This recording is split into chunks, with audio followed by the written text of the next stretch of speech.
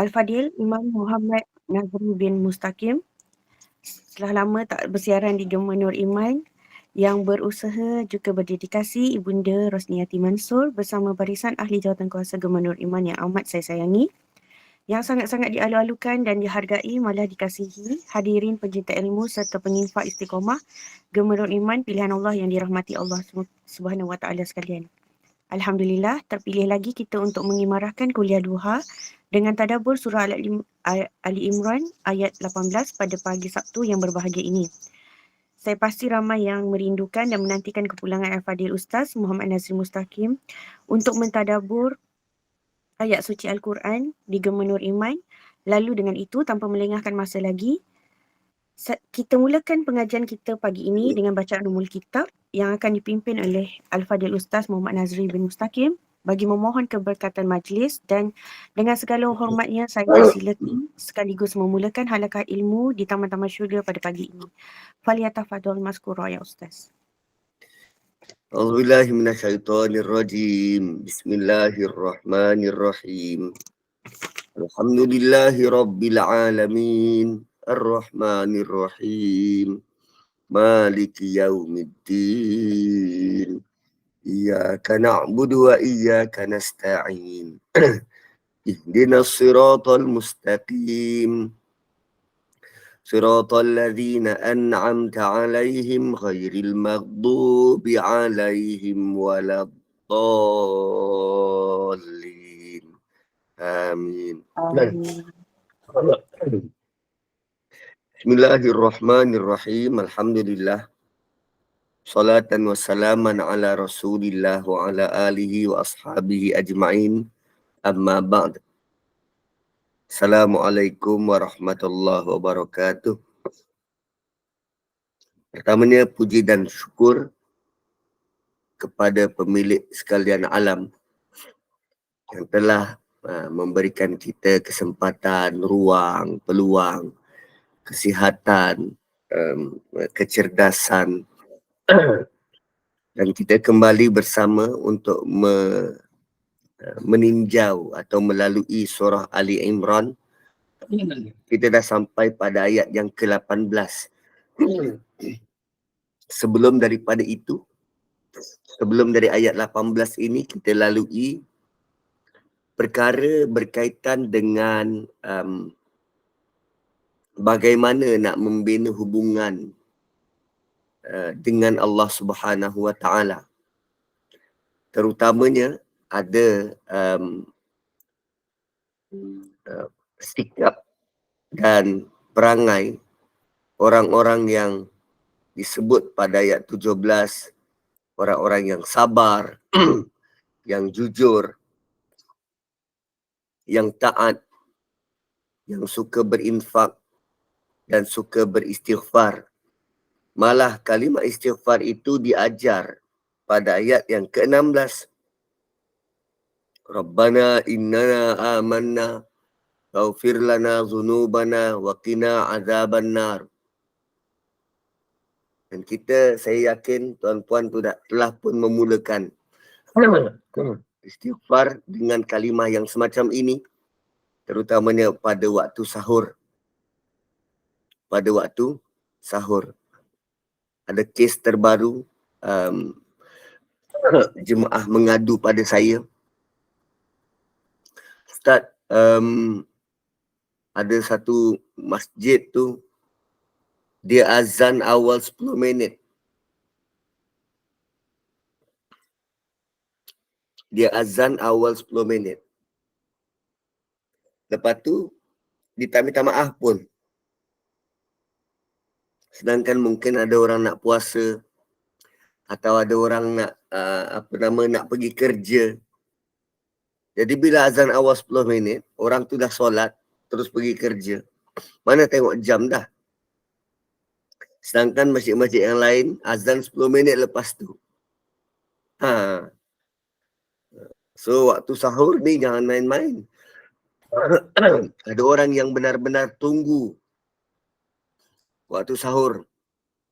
Ada orang yang tak peduli pun tentang waktu sahur. Sebab subuhnya tak pernah diambil berat pun, kadang subuh gajah. Tapi waktu sahur ini adalah waktu yang Allah letak spesifik tentang manusia yang nak mendekatkan diri pada Allah melalui jalan istighfar.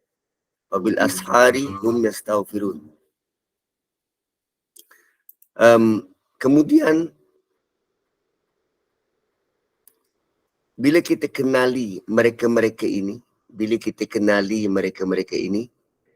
Allah seterusnya memberi maklumat baru. Melalui ayat 18. Syahidallah. Allah sendiri menyaksikan. Allah sendiri menjadi saksi bahawa tiada Tuhan melainkan Dia. Allah sendiri menjadi saksi bahawa tiada Tuhan melainkan Dia. Siapa lagi jadi saksi? Wal malaikatu, dan malaikat. Siapa lagi selepas itu? Wa ulul ilmi, dan mereka-mereka yang ada ilmu. Tuan-puan, untuk kita tampil jadi saksi bahawa tiada Tuhan melainkan Allah, untuk kita tampil jadi saksi bahawa tiada Tuhan melainkan Allah, kita perlu ada ilmu. Menjadi saksi bahawa tiada Tuhan melainkan Allah bukannya ikut-ikut. Kita kena ada ilmu. Allah letak ada dua golongan yang boleh menjadi saksi bahawa tiada Tuhan melainkan Allah. Saksi la ilaha illa huwa. Siapa dia? Kalau di langit itu malaikat, di bumi ini orang-orang yang ada ilmu.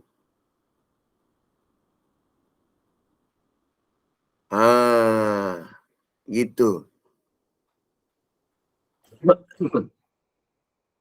Dia macam ni. Katalah kita pergi, saya pergi berjumpa dengan tuan-puan.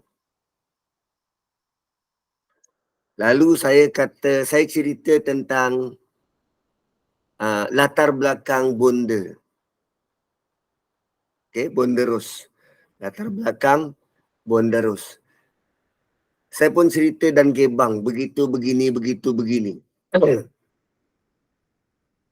Dan di depan saya ada BFF bonda Ros. Ada jiran dia.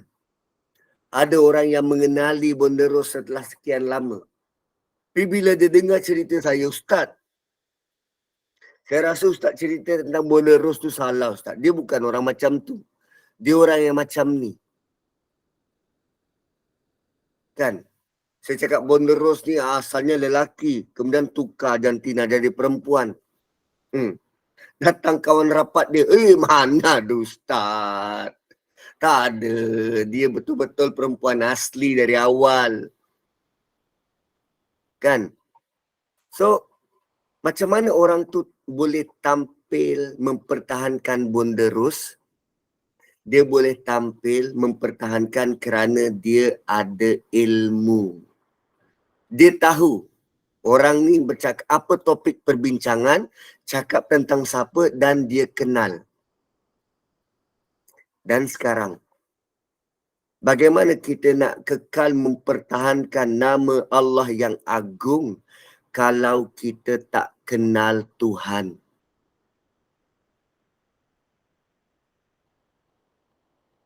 Macam mana kita nak jawab dakwaan-dakwaan macam kita tengok video apa kumpulan Sihab,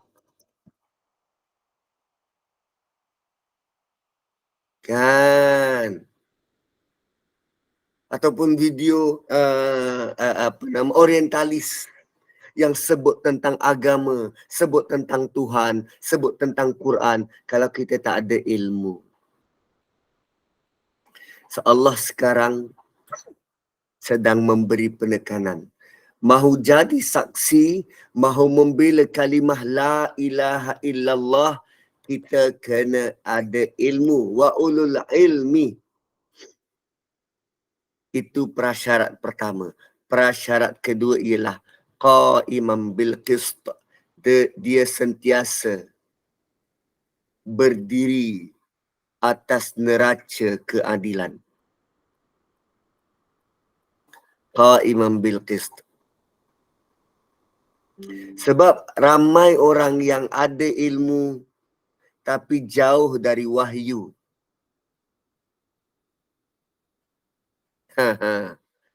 Ada orang yang sangka mereka dah banyak belajar ilmu agama.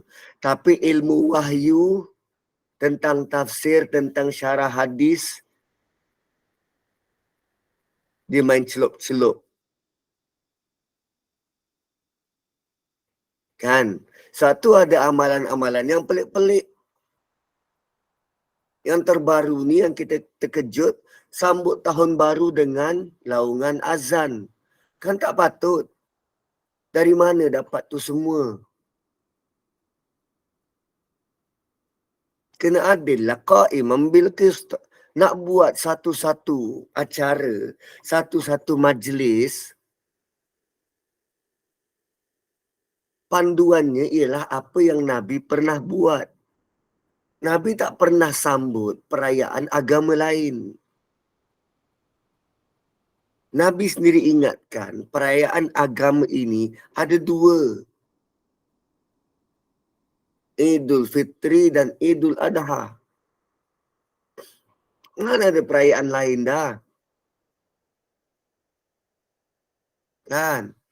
So qaiman bil qist, tegakkanlah keadilan. Bila sebut tegak keadilan, tegakkanlah tauhid. Dia bukan sekadar ada ilmu, tapi dia tegakkan ilmu itu bersama. Gitu. Dia bukan sahaja ada dalam agama. Sebab keadilan ini juga dipandang tinggi dalam semua manusia. Keadilan ini bentuknya sejagat.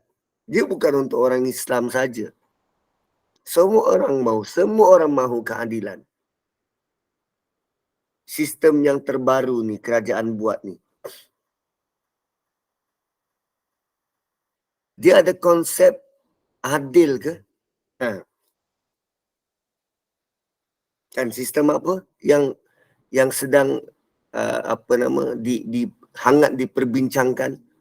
Saya bukan berada di Malaysia, jadi bila balik tu baru tahu, loh, diorang nak buat macam ni rupanya. Ada satu sistem yang diperkenalkan, semua orang kena isi maklumat peribadi. Tujuannya supaya kita ada data rakyat Malaysia secara kolektif, secara terkumpul. Tuan-puan, sebelum ini kita ada MySejahtera. Semua orang guna. Rakyat Malaysia semua guna. MySejahtera. Dan MySejahtera dah pun collect data kita. Data peribadi tentang kesihatan. Siapa dah dapat vaksin, siapa yang belum. Dan ingat lagi tak, MySejahtera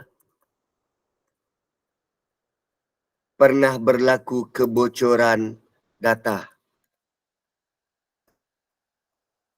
Tapi tak ada pihak pun yang bertanggungjawab.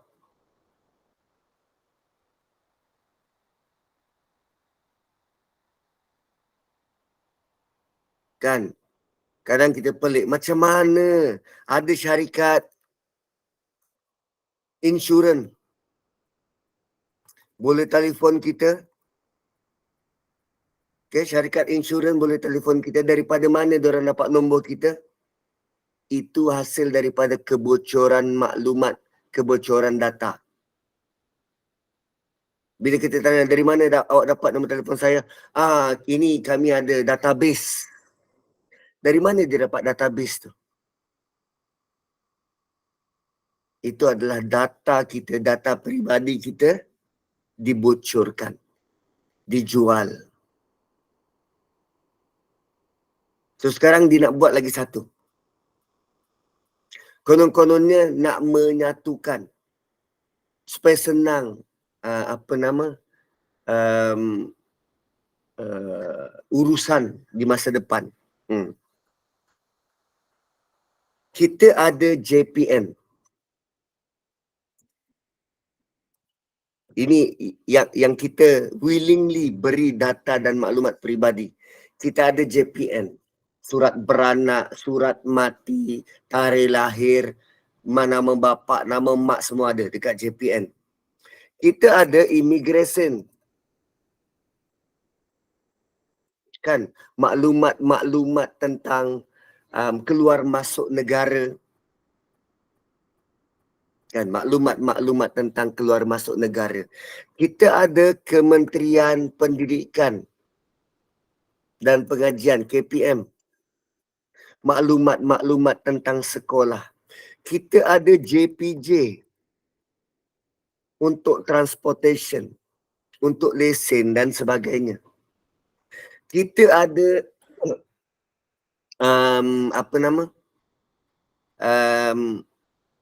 KKM.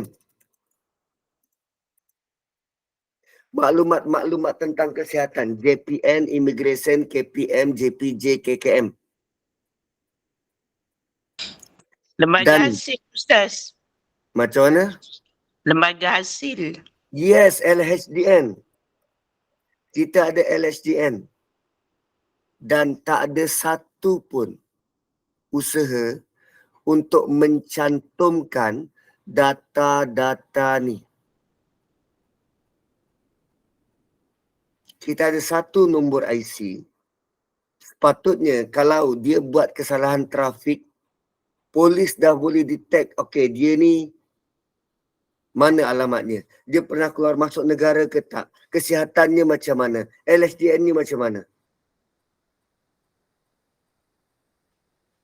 Tak pernah pun disatukan. Sedangkan kita ada IC. Sepatutnya dengan satu IC, IC kita ada chip. Chip dekat IC kita tu bukan murah. Kan kad pengenalan kita tu ada chip. Chip dekat kad pengenalan kita tu bukan murah. Cuba cek balik dulu siapa yang dapat kontrak buat IC. Kan dulu kad pengenalan kita lama. Yang ada 2 cap jari kat tepi. Kan macam ni tu. 2 cap jari kat tepi. Tukar pergi IC, ada chip. Cuba tengok berapa. Berapa kos untuk buat kad pengenalan tu. Diberi percuma kepada rakyat Malaysia. So, dengan satu kad pengenalan sebenarnya, dia boleh jadi kad bank kita. Dia boleh jadi kad kahwin kita. Dia boleh jadi lesen kita. Dia boleh jadi macam-macam. Hanya dengan kad pengenalan yang ada IC. Tapi kenapa tak buat? Setiap kali kerajaan baru, kita ada ini. Kenapa tidak meneruskan legasi pemimpin terdahulu? Wawasan orang dulu. Semua nak sendiri-sendiri. Akhirnya negara kita tak ke mana. Saya baru menyaksikan 2 negara yang ada legasi sejarah kepimpinan ribuan tahun. Mesir dan Turki. Sejarah kepimpinan ribuan tahun. Mesir, sejarah kepimpinan Firaun yang tak beriman, tapi legasi pemimpinan itu berterusan.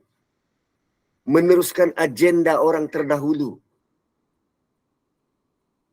Turki pula pemimpin beriman, meneruskan agenda sepanjang masa.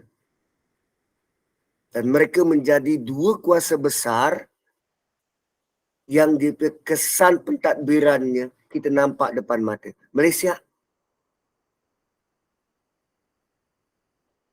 Balik-balik Malaysia, saya tengok TV okey. Dia perkenalkan pada kita Museum Nelayan. Museum Nelayan.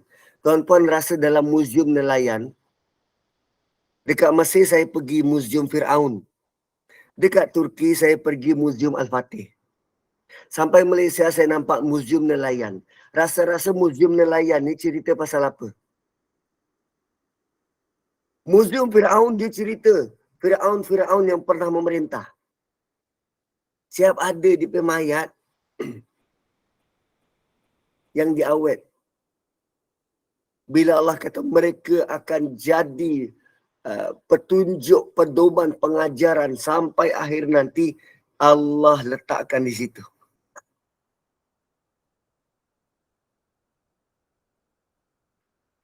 Kan? Itu Museum Firaun. Museum Al-Fatih dengan dia punya teknologi 6D. Cerita pasal kejayaan dia conquering Constantinople. Museum Nelayan.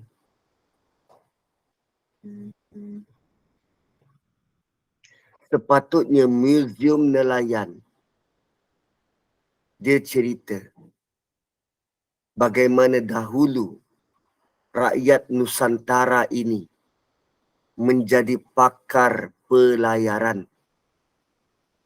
Membantu orang asing, orang luar mengelilingi dunia dengan kemahiran pelayaran. Nelayan cari ikan tu itu kerja sampingan, picisan, sekadar cari makan.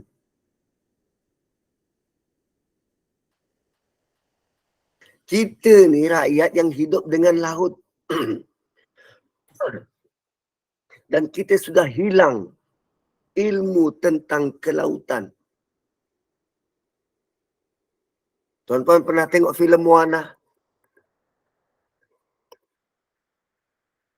Cerita kartun Moana.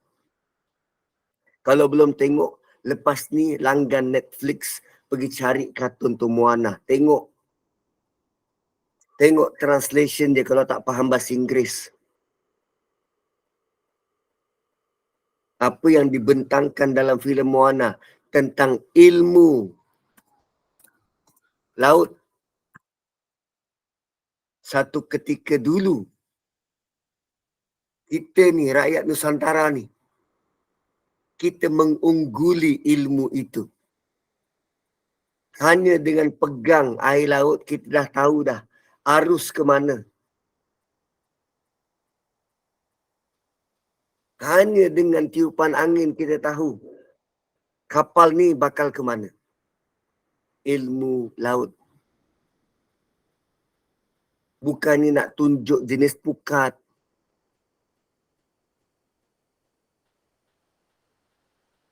Bayangkan tentang dunia sahaja, kita perlu kepada ilmu spesifik untuk menguasainya. Apatah lagi tentang menyatakan bahawa tiada Tuhan selain Allah.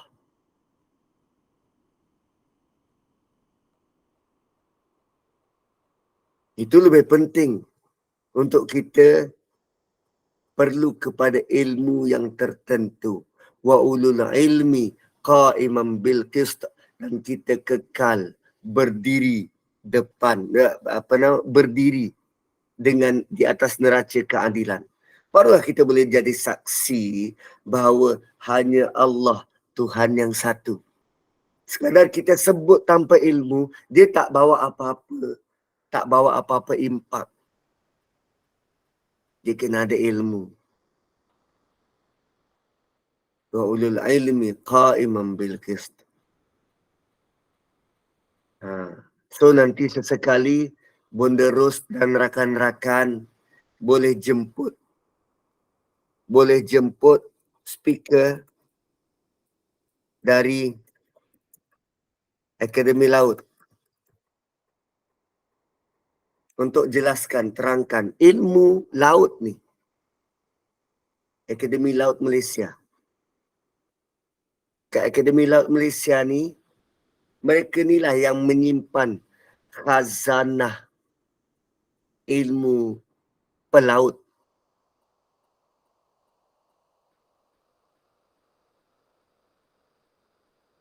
Tapi sekarang anak-anak kita ada nak jadi pelaut ni? Tak ada. Sedangkan ilmu itu hanya ada pada kita satu ketika dulu. So bagi tahu pada speaker dia, janganlah nyatakan teori-teori, tak. Bagi tahu dia pengalaman dia jadi pelaut.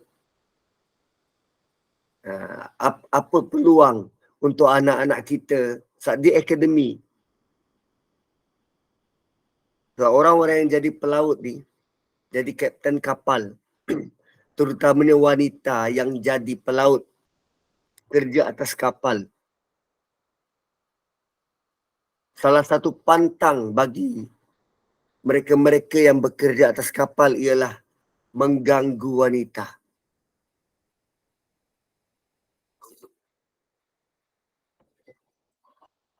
Salah satu pantang orang yang bekerja atas kapal sepanjang pelayaran ialah mengganggu wanita.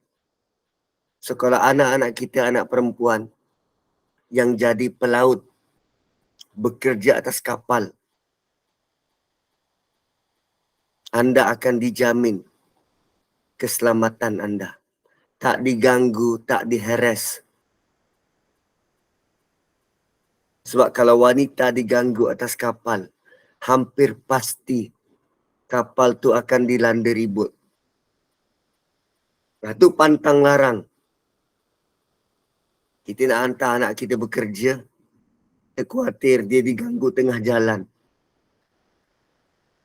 Suruh dia belajar tentang lautan. Biar dia bekerja atas kapal. 3 bulan, 6 bulan, biarlah dia cari pengalaman. 2 tahun, 3 tahun kemudian, dia akan diletak dekat pelabuhan. Kenapa pelabuhan?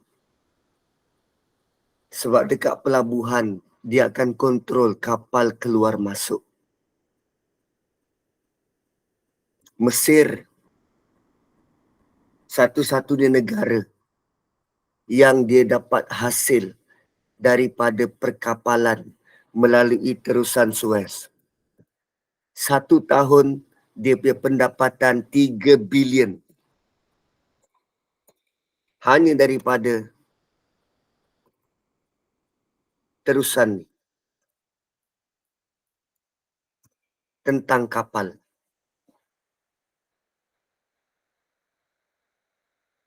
5 tahun lepas ada satu insiden dekat terusan Suez ni. Ada satu kapal tersasar daripada landasan, dia melintang. Asalnya macam ni terusan tu, kapal tu dia entah macam mana, kapten dia tu tersalah ke apa, dia melintang. Dia tutup terusan tu. So nak betulkan, nak tunda, kapal tu makan masa 1 minggu. Okay, nak tunda kapal tu, nak betulkan balik dia, makan masa 1 minggu. Adalah dinding-dinding kat tepi-tepi tu yang crack, yang perlu dibetulkan. Kejadian 5 tahun lepas. Syarikat kapal tu sampai ke hari ini masih bayar hutang kepada Mesir kerana insiden tu. Wow, dia punya denda bukan sikit tu. Ilmu perkapalan. Bukan kita nak anak kita kaya raya, jadikan dia pelaut. Pernah dengar legenda awang hitam? Blackbeard. Awang hitam. Dialah pelayar yang membantu orang putih, Christopher Columbus, round the world. Guna kapal. Itu orang putih bukan tahu apa pun. Dia guna khidmat rakyat tempatan, awang hitam. Untuk pusing satu dunia. Last sekali siapa yang dapat nama? Dia. Christopher Columbus. Tu, ilmu. Wa ulul ilmi qa'iman bil qist. So nak mengenal Allah, kena ada ilmu. Dan bila sebut qa'iman bil qist, Islamlah agama yang sangat menitik beratkan kesamarataan. Al-qist, sama rata, adil. Islam yang datang dengan idea itu sebelum manusia barat menyebut-nyebut tentang human rights. Human rights ni benda baru je dalam sejarah dunia. Sedangkan Quran sudah pun turunkan 1400 tahun dulu tentang qa'iman bil qist. Ada ilmu, jadikan kehidupan itu seimbang, stabil dan sama rata. Dan human rights sebenar ialah Allah memberi penekanan tentang pentingnya hak manusia. Tapi lebih penting daripada itu ialah bagaimana hak Allah itu perlu didahulukan. Kalau kita kata hari ini hak asasi manusia, so bagaimana dengan hak Allah? Adakah itu tak penting? Adakah itu tidak lebih penting dari hak kita? Maka apa hak Allah itu? Perlu disembah, perlu diibadati, dijadikan tempat pengharapan, tempat kita minta tolong.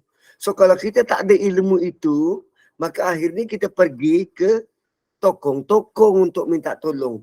Berdoa kepada tempat yang salah. Menyembah kepada yang tak sepatutnya, hawa nafsu disembah. So, yang perlu, yang paling utama ditegakkan agar hak manusia itu seimbang dan sama rata ialah hak Allah. La ilaha illa huwal azizul hakim. Tiada Tuhan melainkan Dia. Dialah yang maha berkuasa dan maha bijaksana. Aziz apa?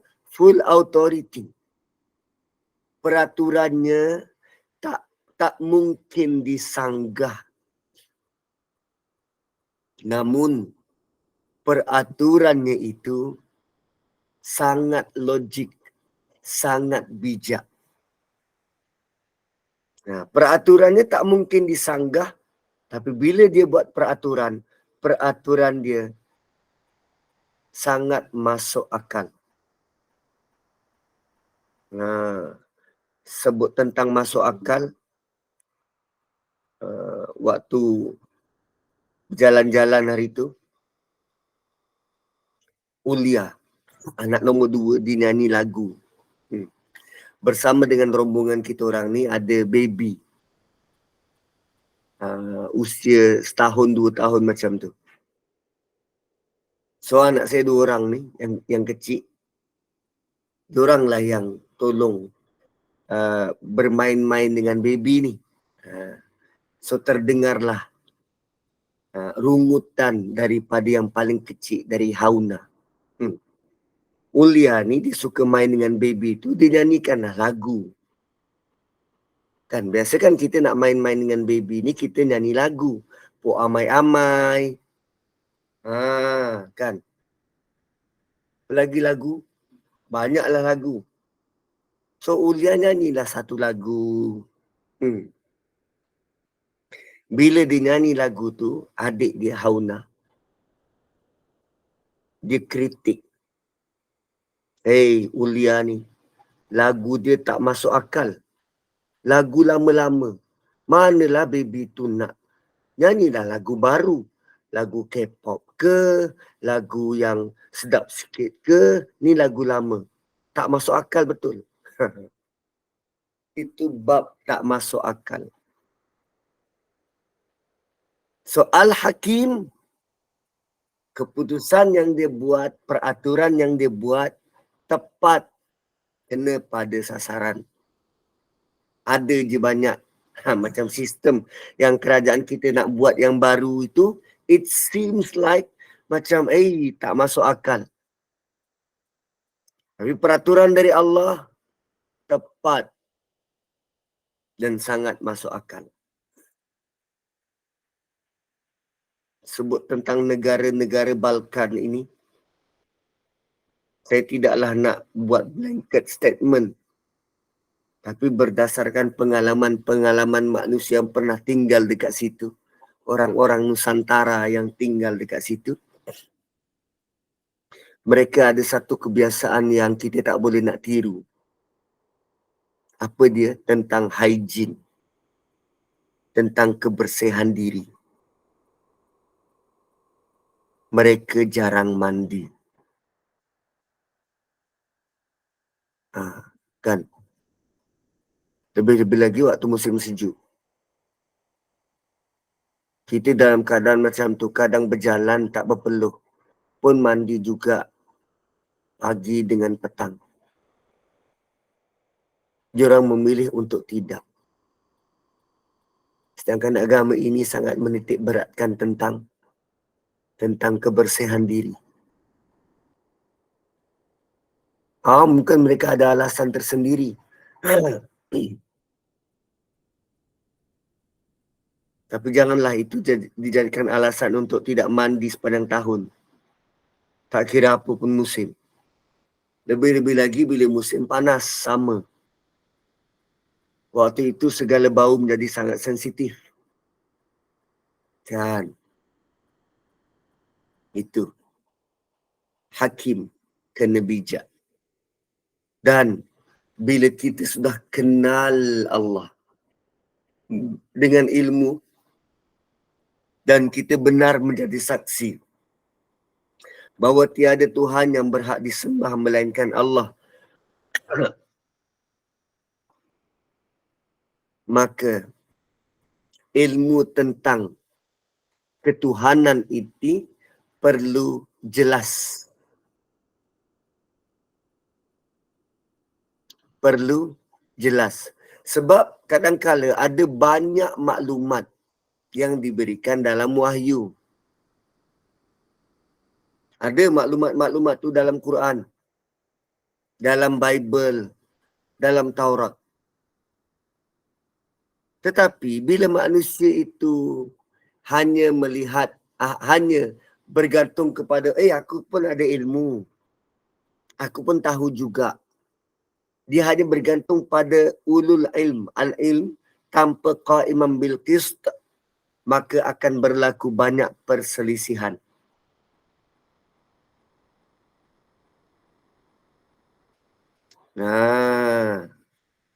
Akan berlaku banyak perselisihan.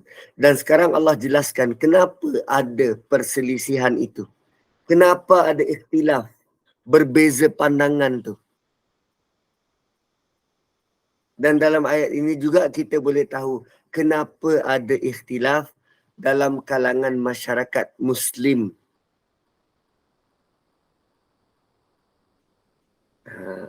Dan Allah mulakan ayat ini dengan Innad dina indallahil Islam. Sungguh cara hidup agama yang benar dan Allah redha ialah Islam.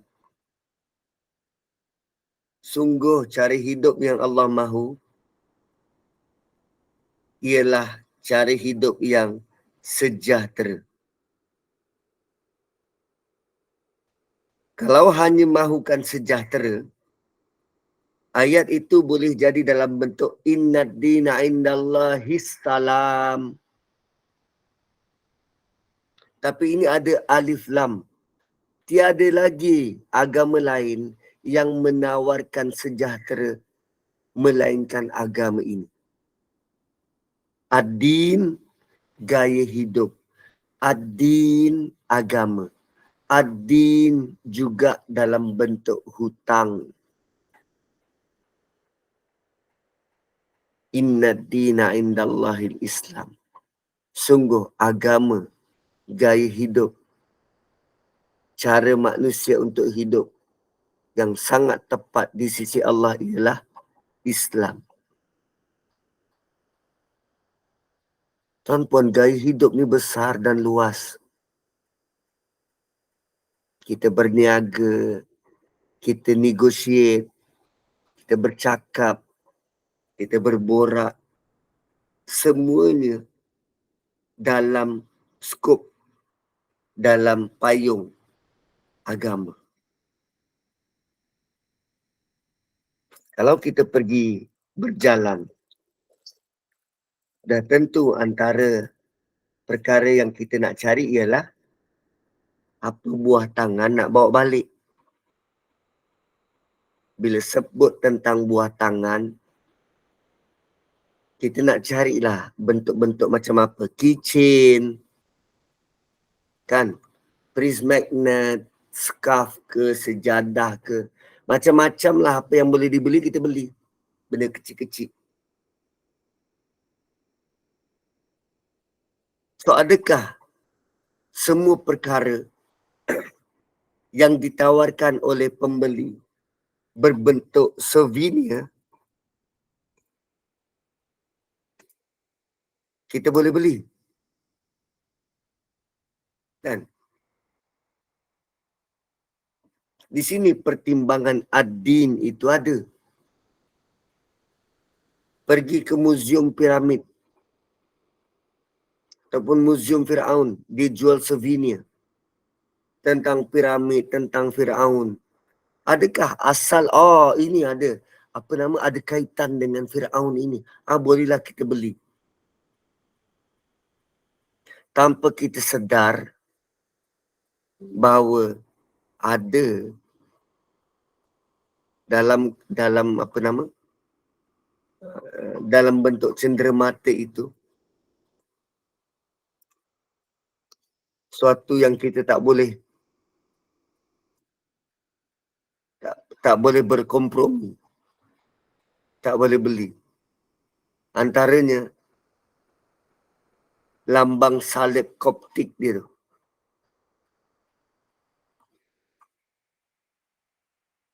Sekejap mana Farah?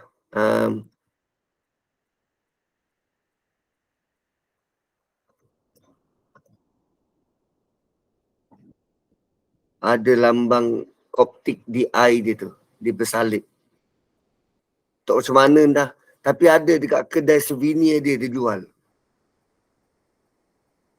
Sama juga macam dia jual patung-patung. Patung kucing dia. Kan? Patung lelaki berdiri. Penjual tu punyalah, belilah, murah. Ini satu set macam ni sekian harga. Ini boleh letak sebagai perhiasan begitu begini. Saya cakap dengan dia, ini berhala.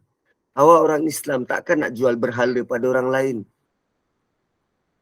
Kalau awak makan daripada hasil ini, apa beza awak dulu, awak dengan Abu Jahal, Abu Lahab yang mempertahankan ekonomi masyarakat Arab, tak nak terima dakwah Nabi. Kan awak jual berhala ni.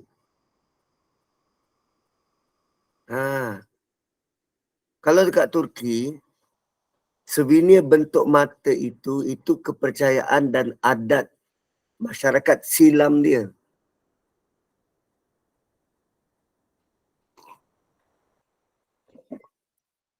Kan? Dia takut kepada evil eyes. Kalau dalam agama kita ada penyakit mata. Penyakit ain. Evil eyes. Penyakit ain. Kepercayaannya hampir sama. Sakit itu boleh datang daripada pandangan mata. Cuma penyakit ain ini dia tak ada ubat. Dia tak ada ubat. Ya ke Ustaz? Ya. Tapi ada cara untuk elak. Ada cara untuk elak. Macam mana? Jangan sampai benda tu orang tengok. Sebab mata kita ni tuan-puan, mata kita nanti tuan-puan tengok cermin. Ada mata ke tak? Kalau ada mata, Alhamdulillah. Kalau tak ada mata, OKU nama dia. So, penyakit yang datang daripada mata ni timbul hanya dengan mata kita yang melihat. So, mata manusia, bila dia lihat, dia bawa 3 benda. Pertama, dia bawa pandangan yang menggembirakan. Dia suka. Yang kedua, pandangan yang menyakitkan. Dia marah, dia sakit hati, dia pandang. Yang ketiga, pandangan kosong, biasa, polos. Sekadar dia nak pandang. Dan ketiga-tiga ini dia bawa penyakit yang tersendiri.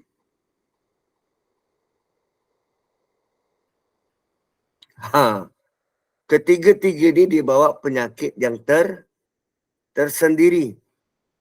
Bila kita pandang dengan gembira, kita tidak susuli dengan ingatan pada Tuhan. Dia bawa penyakit dia dengan pandangan tu. Bila dia beri pandangan yang dengan perasaan dia sakit hati, tanpa ingatan pada Tuhan, dia akan bawa penyakit tu. Ni kita yang memandang ni, kita yang memandang.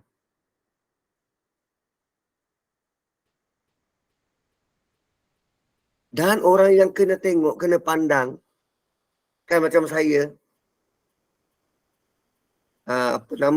guna nama Audi Syakirin, DP saya hitam-hitam macam tu, pakai topi koboi. So Ustaz, macam mana Ustaz? Saya letak gambar, macam mana saya nak elakkan daripada penyakit ain? Letaklah dalam gambar ataupun apa saja kepunyaan kita, sesuatu yang bila orang pandang boleh ingatkan dia pada Allah. Satu kereta-kereta orang Arab, banyak kalimah-kalimah yang ada ingatan pada Tuhan. Hadza min fadli Rabbi, subhanallah, masya Allah, la quwata illa billah. Bila orang pandang tu, orang akan ingat pada Tuhan. Sebab kalau kita pandang tanpa ingat pada Tuhan, kita akan bawa penyakit ain tu.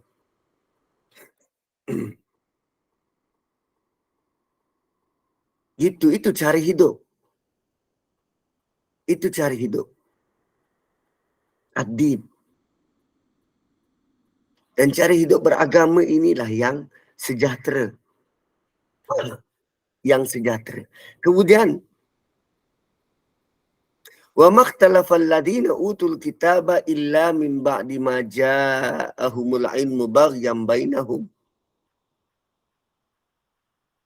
Sebelum tu, apa maksud Islam? Islam maksudnya selamat, sejahtera. Islam juga bermaksud menyerah. Serah. Kan kita angkat takbir Allahu Akbar, itu kan surrender, serah. Kita surrender ourselves pada Allah.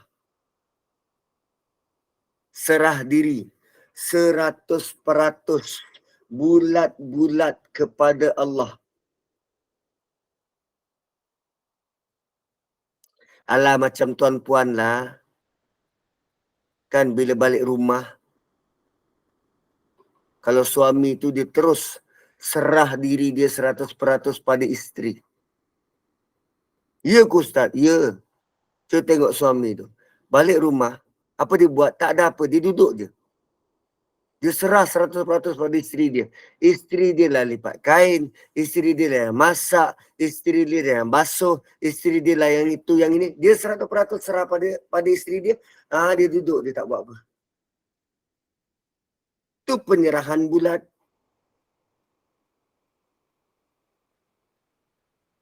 Awak nak buat apa, awak buatlah. Abang tak nak komen, abang tak nak komplain. Abang serahkan pada awak.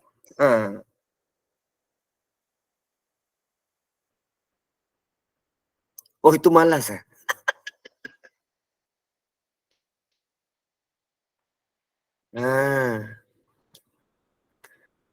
So Islam maksudnya kita serahkan bulat-bulat pada Allah.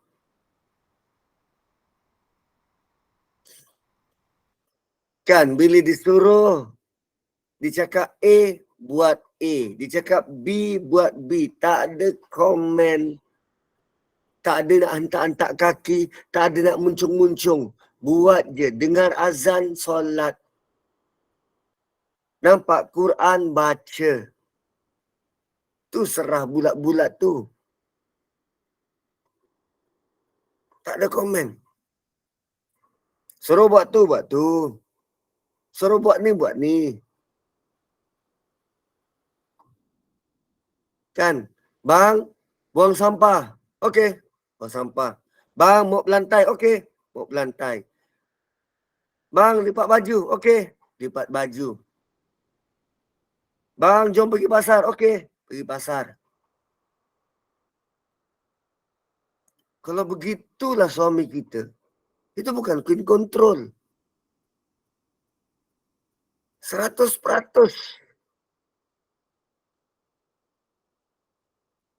Dia bukan setakat dalam kad pengenalan dia ada nama Muslim. Tapi tak taat perintah Tuhan. Itu maksudnya dia tak ada ilmu langsung tentang status Muslim tu. Ya, kita mungkin boleh kata, aku Muslim. Tetapi sebenarnya di sisi Allah, Allah tidak iktiraf pun keislaman kita. Inna ad-dina indallahil Islam. Allah kata cari hidup yang sebenar di sisi Allah bila kita serahkan diri kita 100% pada Allah, pada ketentuan Allah, pada peraturan-peraturannya, pada kehendak-kehendaknya.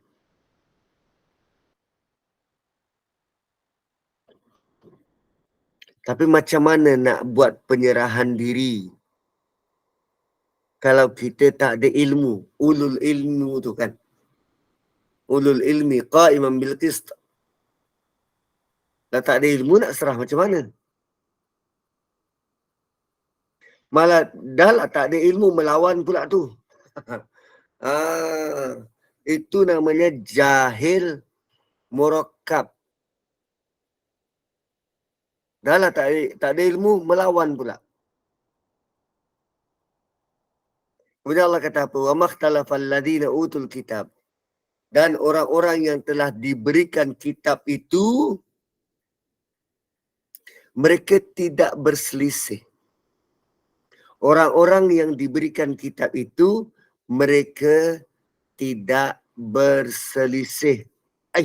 Ya ke tak berselisih Ustaz? Belum. Ayat tu belum habis. Illa min ba'di ma ja'ahumul ilmu. Asalnya mereka tak berselisih.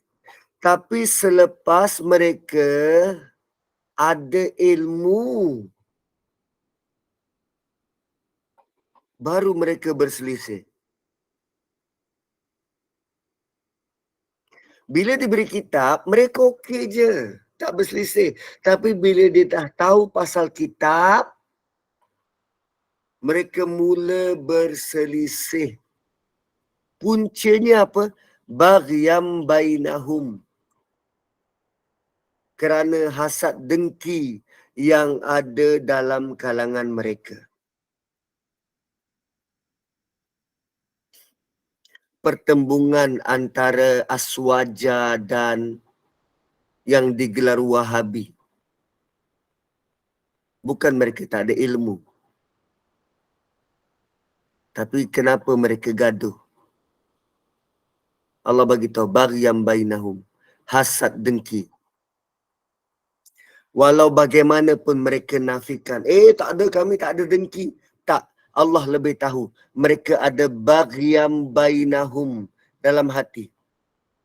Siapa yang tahu hati manusia? Allah.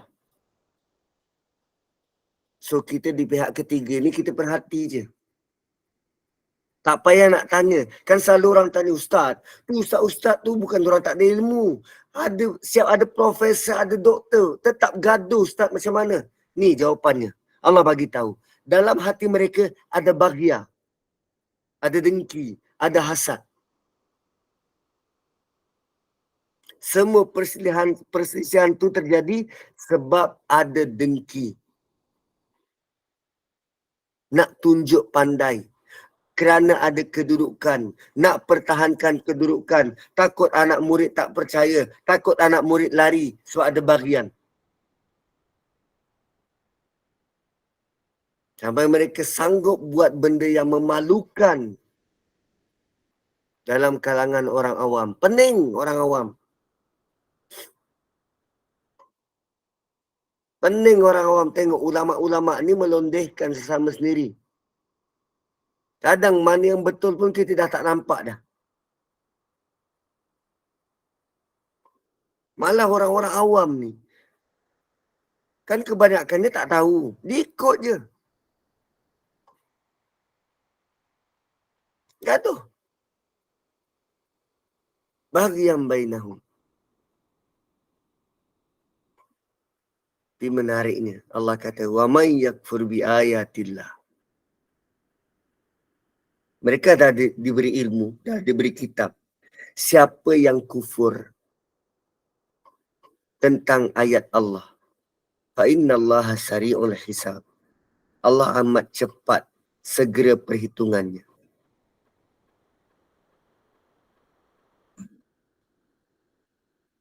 Allah amat cepat penghisabannya. Dalam ayat ini dia ada beberapa topik. Topik pertama tentang gaya hidup yang sejahtera. Topik kedua tentang dia diberi ilmu, diberi kitab. Topik ketiga tentang perselisihan, kan? Perselisihan. Allah tutup ayat ini dengan siapa yang engkar dengan ayat, siapa yang engkar dengan kitab, Allah akan hitung dia dengan cepat. Kan? Allah amat segera hitungan hisabnya. Siapa yang kufur dengan kitab. Tapi tentang ikhtilaf, tentang perselisihan, Allah tak beri komentar dekat sini. Tentang pergaduhan itu, tentang baghyan bainahum, Allah tidak sentuh, tak komen. Why? Allah cuma komen siapa yang diberi kitab dan dia tak guna kitab tu dengan betul, dia akan dihisap. Kenapa? Kerana kalau dia guna kitab itu dengan betul, dia tidak kufur dengan ayat-ayat Allah. Dia tidak kufur dengan ayat-ayat Allah, sudah tentu dia boleh selamat daripada baghya.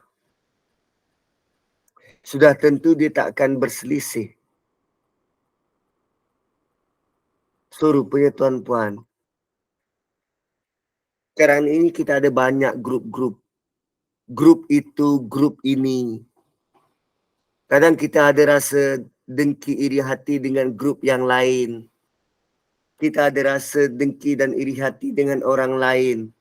Itu maksudnya kita masih belum lagi hidup dengan agama yang sejahtera. Belum tercapai.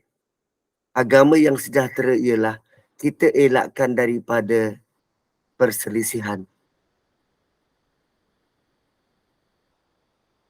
Kita tak akan berani untuk kufur terhadap ayat-ayat Allah. Allah nak kita hidup dengan sejahtera. Tapi selagi mana kita berselisih, rupanya hidup kita belum sejahtera. Punca utama perselisihan apa? Baghyan bainahum. Dan ada perkara, antara perkara yang sangat selalu kita selisihkan apa? Lupa tengok jam 9.32, kita berhenti di sini. Jumpa esok. Barakallahu yuakum, kembali kepada moderator. InsyaAllah. Astagfirullahaladzim. Terkejut saya Ustaz sebab tiba-tiba dah tarik handbag lagi. Alhamdulillah sesi tadabbur kita hari ini berjalan lancar. Saya mohon izin Ustaz untuk buka soalan seandainya Ustaz berkelapangan. Bagaimana Boleh, Ustaz? boleh. Hadirin yang punya persoalan boleh ajukan soalan seandainya ada. Puan Salkia tu angkat tangan tu nak tanya soalan ke? Ada kalanya tertekan tu. Oh, ada kalinya tertekan. Baik. Jadi ada jemaah yang nak bertanyakan soalan? Assalamualaikum Ustaz. Waalaikumsalam. Berkenaan ayat 18, selalunya kalau yang jadi saksi tu pihak ketiga kan. Betul. Tapi macam dalam ayat ni macam special sikit lah, Allah sendiri kata dia menjadi saksi. Kenapa Allah boleh kata macam tu? Okey. Soalan yang sangat menarik.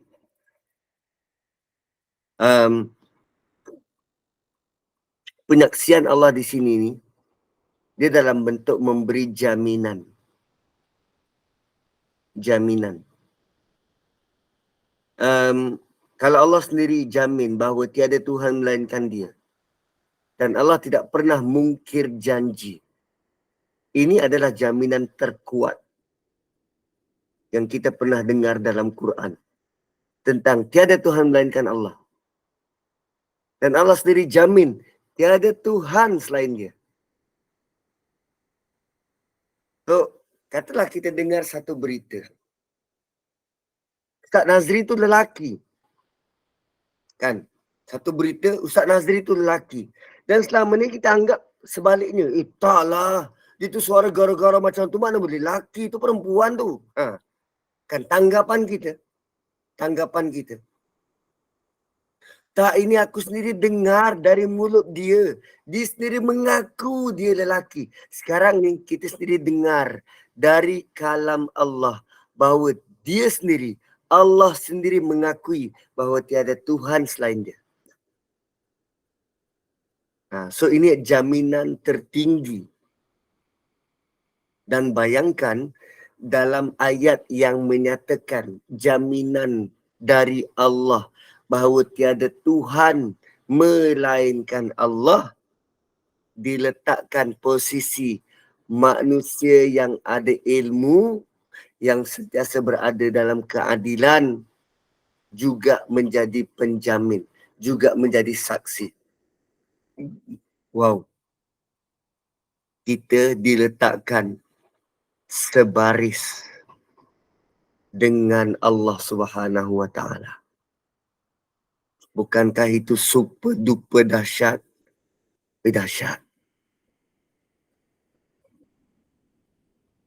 So jom kita gali lagi ilmu berkaitan dengan ketuhanan, ilmu tentang agama, ilmu mengenal Tuhan, agar kita tergolong dalam ayat ini. Ayat yang menjadi saksi benar tiada Tuhan yang selayaknya disembah melainkan Allah. Allahu a'lam.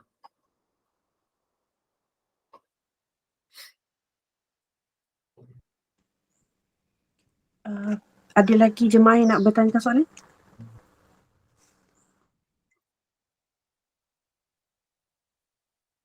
Yang punca selisih tu Ustaz nak sambung besok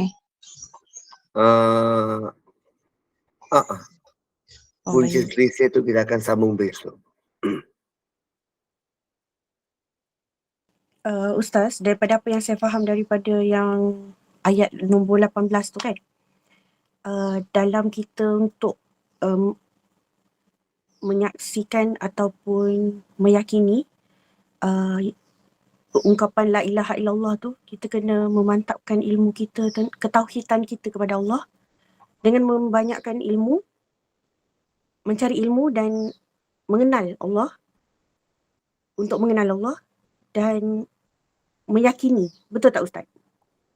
Betul? Meyakini Betul. tu. Maknanya ayat ni adalah tentang menyuruh kita untuk mendapatkan, menyuruh kita untuk macam ni kita cakap, macam bukan menegaskan, apa tu, macam nak bold tu, bold apa ya? Bold. Macam Control B.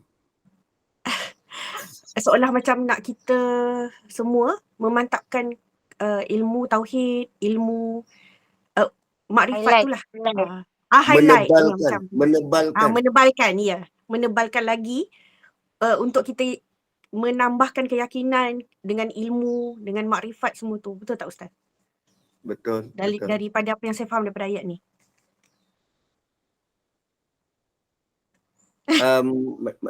Okay.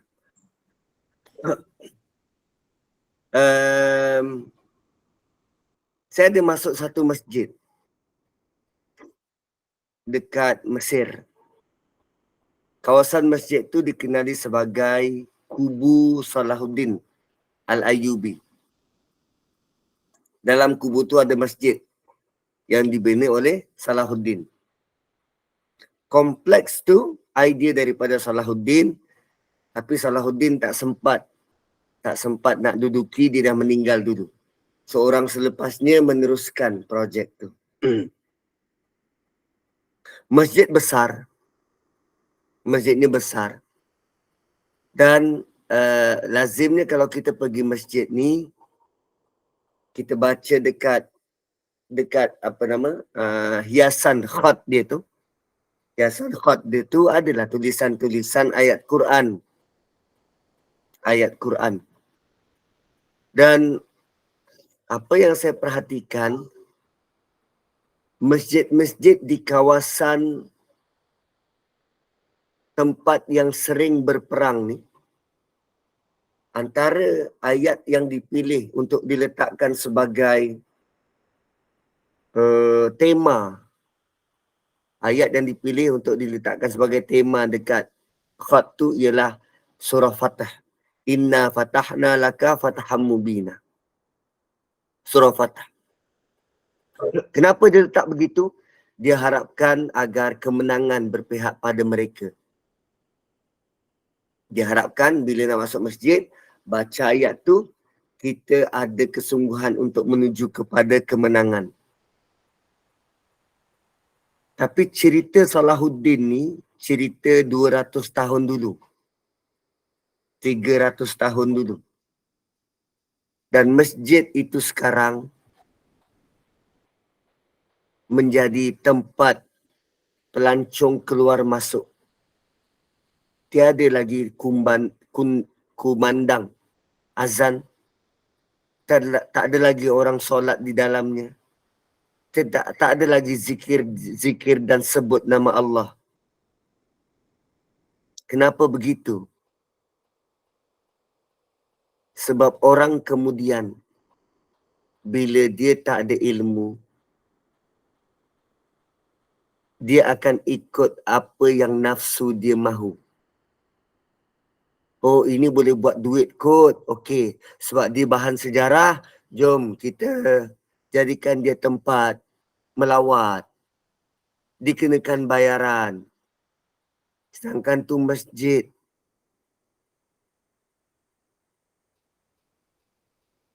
Tak ada lagi orang sujud di dalamnya. Sedangkan masjidnya besar dan luas.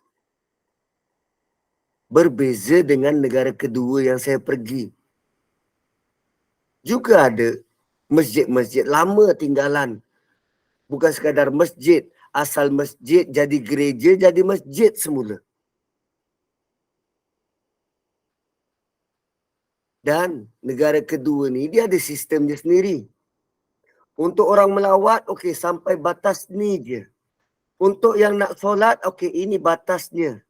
Untuk penduduk tempatan yang bukan datang untuk sekadar solat ke, nak iktikaf dalam tu, yang benar-benar nak datang masjid, ini batas dia. Melawatlah. Tapi kekal orang sebut nama Allah, rukuk dan sujud di dalamnya. Itu maksud kenal Tuhan. Kenal Tuhan dalam bentuk apa? Benar-benar nak seperti yang Tuhan mahu. Kalau tak ada ilmu tu, dia akan melihat, wow, ini binaan bagus. Usianya 300 tahun. kita boleh jadikan tempat untuk melawat, untuk tourism. Boleh dapat duit. Sedangkan hakikatnya itu masjid. Kan? So mengembara. Dia bukan sekadar, cantiknya. Bagaimana kita boleh terus kenal Tuhan melalui jalan dan kembara kita. Kan? Wallahu a'lam. InsyaAllah betul Ustaz. Dalam apa saja yang kita lakukan, kita kena kaitkan juga dengan apa yang kita buat tu adalah ibadah. Jadi kita akan sentiasa fikir apa kaitan benda ni dengan untuk mengenal Allah. Betul tak Ustaz macam tu? Betul. Assalamualaikum Ustaz. Waalaikumsalam. Tadi Ustaz sebutkan bila kita mengembara, kita melihat kebesaran Allah. Bukan sahaja kita menikmati pemandangan ataupun tempat baru tu kan. Tempat yang kita lawati tu. Tapi kan ada lawatan-lawatan kita yang dibawanya kita contoh macam Candi Borobudur tu kan. Tempat-tempat Hindu tu, tempat apa tu. Kalau ditinggalkan kita jauh daripada kumpulan tu. Jadi macam kita terpaksa ikut tu. Apakah berdosa kita masuk ke tempat-tempat macam tu? Walaupun bukan dengan kehendak kita. Boleh je. Saya lagi suka kalau macam tu. Oh ya ke? Macam apa iktibar dia Ustaz? Okey. Kalaulah kita sempat pergi tempat Candi Borobudur tu kan. Kita banyak boleh reflect. Kalau jauh dari Quran, aku mungkin jadi orang yang macam ni. Maka dia menjadikan kita lebih bersyukur. Sebab kita Allah sudi perkenalkan dengan hidayah dan panduan. Ini contoh orang-orang yang tak dapat hidayah, tak dapat panduan. Lalu mereka ikut hawa nafsu, menyembah semahunya. Mungkin orang pada zaman itu tak ada akses kepada agama. Kan lalu Allah sendiri menyatakan bagi mereka yang tak ada akses kepada agama, Allah tak apa-apakan. Allah takkan azab. So boleh jadi itulah usaha mereka paling tinggi untuk mengenal Tuhan. Dan dalam pada nak mengenal Tuhan, walau dengan cara yang salah, mereka sanggup berusaha bermati-matian untuk itu. Saya pergi ke piramid. Waktu piramid itu dibina, sudah ada ke yang namanya agama? So kalau ikut zaman kefiraunan ni, yang paling awal mereka menerima hidup beragama ialah pada zaman Nabi Yusuf. Dan zaman Nabi Yusuf pada zaman Middle Kingdom.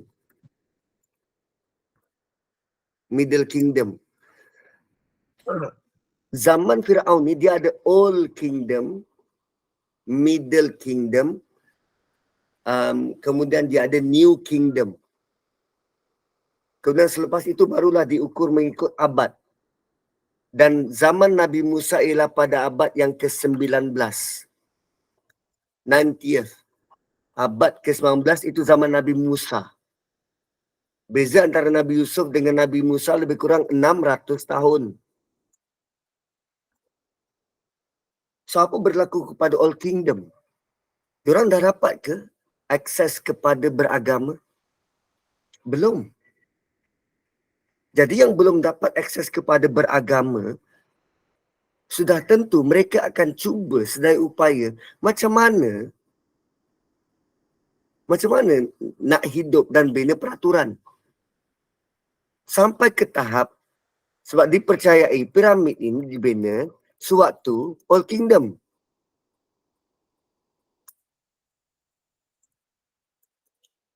Old Kingdom. Dan kenapa mereka bina piramid? Mereka bina piramid supaya alasan pertama nak preserve mayat raja mereka. Yang kedua, segala bentuk harta yang raja dia tu miliki dimasukkan sekali bersamanya. Kenapa? Kerana mereka percaya akan ada kehidupan yang akan datang supaya nanti bila raja ini bangkit semula, dia dah boleh guna harta-harta ini untuk memudahkan perjalanan dia. Bukankah itu kepercayaan kepada akhirat? Mereka dapat ni dari mana? Dari mana idea mereka memikirkan tentang ada kehidupan akan datang supaya raja ni mudah, maka disediakan kelengkapan tu. Sedangkan hidup beragama belum ada. Nabi dan Rasul yang diutuskan waktu itu kepada masyarakat Arab. Dekat semenanjung tanah Arab. Mesir belum. Mesir ni Afrika. Tapi dari mana idea itu timbul? Itulah kesungguhan mereka berfikir melalui logik yang sangat terbatas tentang apa next life. So rupanya dalam pada manusia ini sedang meraba-raba untuk mencari what next. Mereka cuba berusaha. Oh, mungkin kalau jadi macam ni, ini yang berlaku. Maka mereka berusaha. Nak buat piramid bukan mudah. Mereka curahkan tenaga, wang ringgit yang bukan sedikit, segala bentuk kekayaan dicurahkan ke situ, semata-mata nak realisasikan kehidupan akhirat. Itu bukan usaha sedikit. Dan apa refleksi untuk kita? Allah sudah sangat mudahkan kita. Kita tak perlu meraba-raba mencari-cari. Kita tak perlu habiskan, bazirkan wang ringgit untuk membuat persediaan tentang akhirat. Tak perlu nak simpan harta nanti kalau aku bangkit semula, aku kena ada kereta yang sudah sedia menunggu. Tak. Allah letak dalam Quran panduannya, akhiratnya bagaimana, apa yang ada dekat dunia ni kau tinggalkan, kita datang selai sepinggang, bawa amalan je. Bukankah itu satu bentuk panduan yang sangat berharga? Contohnya macam Irma, ada anak kan? Tak ada. Belum kahwin. Katalah Saya okeylah, katalah ada anak 15 orang. Anak kecil-kecil daripada darjah 1 sampai darjah 6. Setiap tahun kembar 2. Sampailah 15 kan. Darjah 1, 2 orang, darjah 2, 2 orang. Sampailah ke darjah 6. Dan sekolah-sekolah ni sekarang, dia tiap tahun akan ada aktiviti co-curriculum di luar bilik darjah. Nak pergi melawat, nak pergi perkemahan. Nak pergi berkemah. Katalah anak darjah 6 nak pergi berkemah. Kita dah lah tak masuk grup parent. Tak masuk grup WhatsApp sekolah. Sebab gaduh dengan cikgu kelas, kita keluar. So maklumat-maklumat nak bawa apa kita tak tahu. Tapi tahu anak kita nak pergi berkemah. So apa kita sediakan untuk anak kita nak pergi berkemah ni? Kita belikan dia selimut, belikan dia bantal, belikan dia kemah, belikan dia Maggi.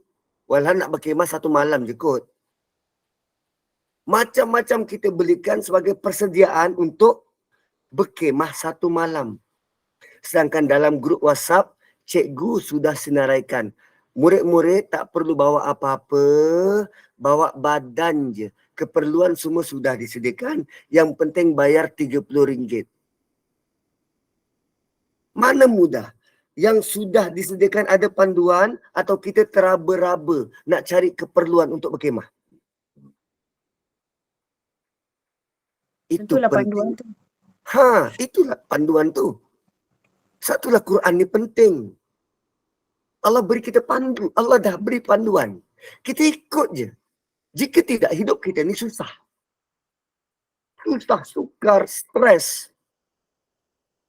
Orang keji kita, kita susah hati. Orang puji kita, kita susah hati. Kita kaya, kita susah hati. Kita miskin, kita susah hati. Dengan ada Quran, segala bentuk stres tu hilang. Sebab Quran kata kita tak perlu compare hidup kita dengan orang lain. Kita tak perlu buat begitu, tak perlu buat ini. Apa yang perlu buat ini je. That's it. So bila kita pergi melawat tempat seperti Candi Borobudur, di situ kita boleh reflect, ya Allah, ini nilai hidayah dari Engkau, ya Allah. Tanpa hidayah aku akan banyak buat benda yang sia-sia. Buat patung-patung monumen macam ni. Ini bukti kalau orang tak kenal Engkau, ya Allah, dia akan bermati-matian untuk buat sesuatu yang sangat sia-sia, ya Allah. Wow, itu refleks besar untuk kita.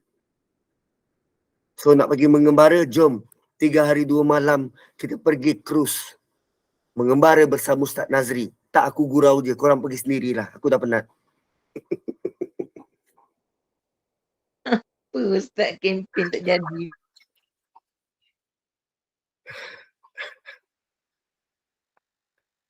Wallahualam. Jadi dalam arti kata lain tak berdosa lah Ustaz ya. Tak. Sebab ada asatizah yang lain mengatakan dosa. Itu je Ustaz nak tanya balik tu.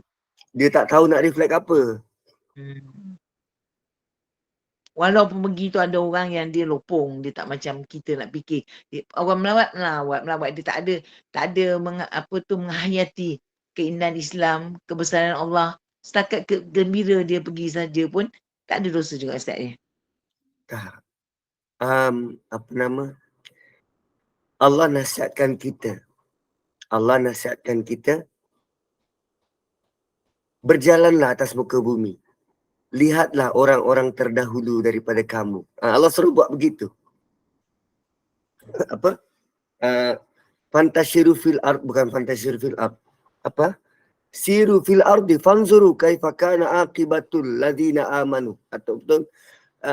Siru fil ardi fanzuru kaifa kana aqibatal mukadzibin.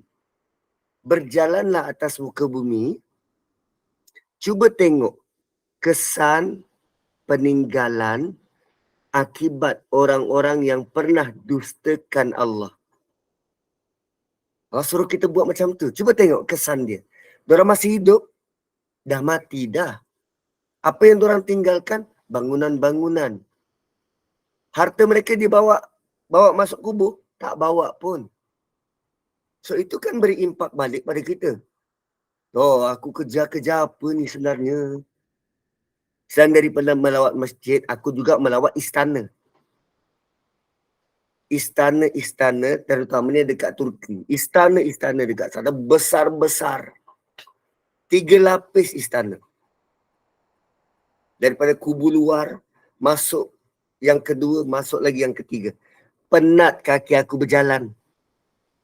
Nengok istana orang. Tapi ada satu refleksi. Bila tengok istana-istana ni, kita memikirkan, mana raja-raja yang dulu pernah hidup kat sini? Waktu dia hidup, ada orang-orang rakyat marhain senang keluar masuk untuk tengok rumah dia. Tak ada, dia berkuasa penuh. Tapi sekarang dia sudah mati. Apa kuasa yang dia ada? Tak ada. Yang dahulu dia megah-megahkan ni, dia dapat apa? Tak ada. Ada kerusi-kerusi yang dia order daripada luar negara letakkan dekat sini untuk dia gunakan sekarang? Tak ada. Dia dah mati. So kalaupun usia dia berapa? 60 tahun, 70 tahun, itu je lah tempoh dia boleh nikmati apa yang ada dekat istana dia. So aku ada rumah, aku ada kereta, semuanya aku akan tinggalkan. Aku tak ada kuasa pun nak halang daripada kematian, tak ada. So nak kejar-kejar apa sangat? Akhirnya istana tu jadi orang keluar masuk, jadi tempat pelancongan. Yang dahulu ni kalau orang nak melawat, oi, kau kena lalu aku punya pasukan keselamatan. Akulah orang paling berkuasa atas muka bumi. Tapi berapa lama sangat kuasa tu? Bayangkan kalau sewaktu dia hidup, dia melakukan kezaliman atas nama Islam, tapi tidak seimbang. Nauzubillah. Kan? So setakat kita bermewah-mewah, hidup lavishly. Kita tengok lavish kot. Tapi satu sudut yang lain, istana-istana itu sebenarnya dibina oleh mereka yang pernah menguasai Konstantinopel sebelum diruntuhkan oleh Sultan Muhammad Al-Fatih. Begitu lavish kehidupan orang yang mengaku ada kitab, konon-konon beragama, tapi dia peras duit rakyat untuk buat istana megah, besar dan gah. Kan sebelum Konstantinopel, sebelum Istanbul dimerdekakan, siapa yang jaga kat situ? Kerajaan Rom. Itu semua peninggalan kerajaan Rom. Bila Islam masuk, dia tak ubah satu pun. Kalau dekat istana Top Kapi tu, Top Kapi, depan istana tu ada gereja. Tak diusik gereja tu. Begitu kalau Islam memerintah, dia tidak bawa kemusnahan. Tak. Dia kekalkan, dia preserve benda tu as it is. Yang dijalankan je. Dan terutamanya dekat istana Top Kapi tu ada satu bilik. Kat bilik tu dia punya tajuk dia jam. Chamber of Clock. Ruangan jam. Apa ada dalamnya? Segala bentuk jam daripada negara-negara Eropah. Perancis, Swiss, Britain,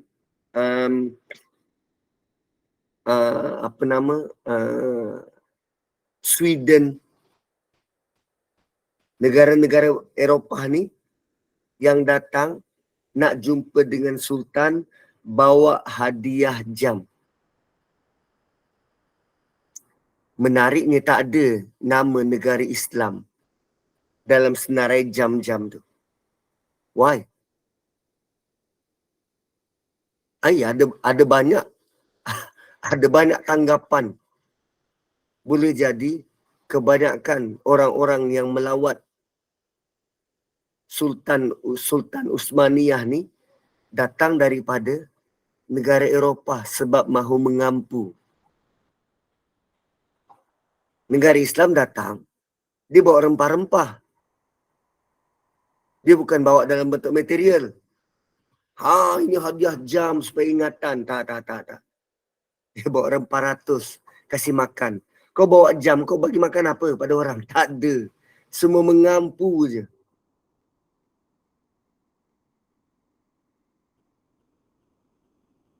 Tapi begitulah.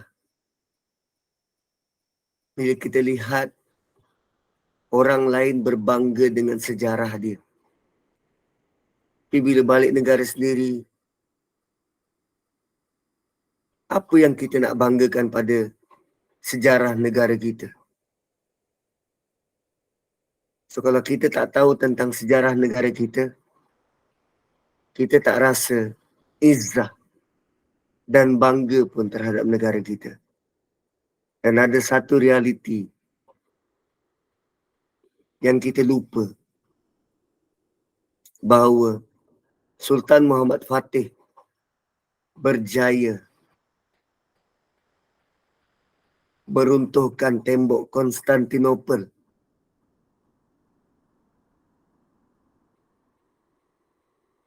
dibantu oleh